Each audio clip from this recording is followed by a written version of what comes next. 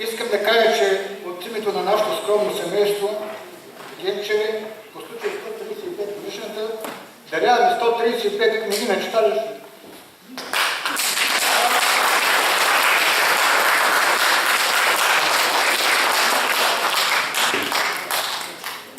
Искам да кажа няколко думи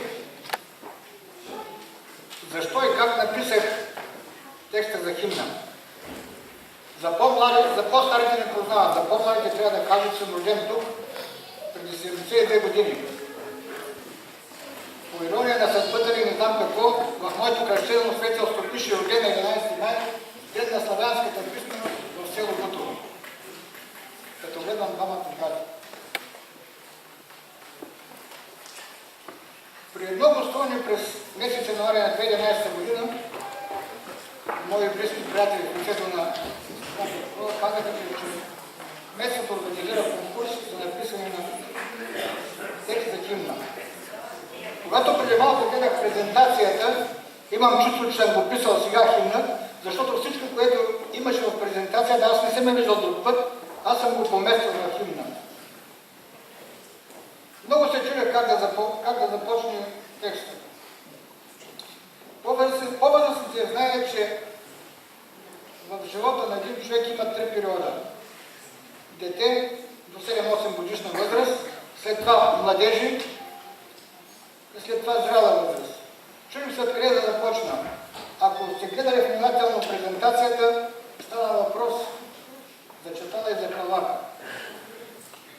Спомняте ли си вие, младежи и девойки, споделили коси, къде бяхме ние на 22 марта всяка година?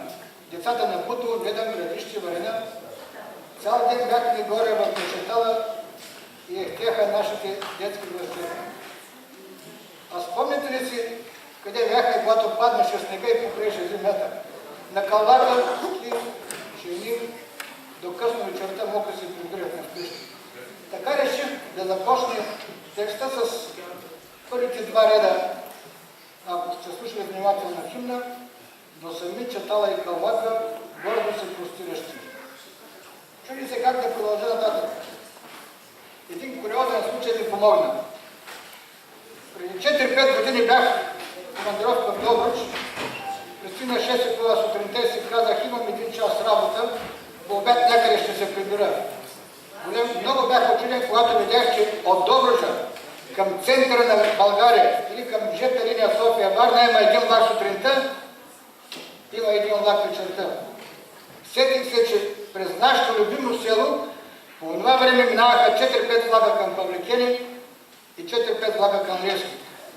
Сега в кръга на шегата, вероятно сте гледали комиците, когато Христо Гърбов каза, къде са вас, къде сте вие?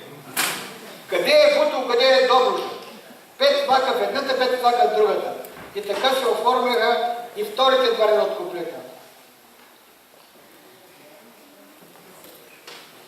До сами Чатала и Калвака гордо се простиращи.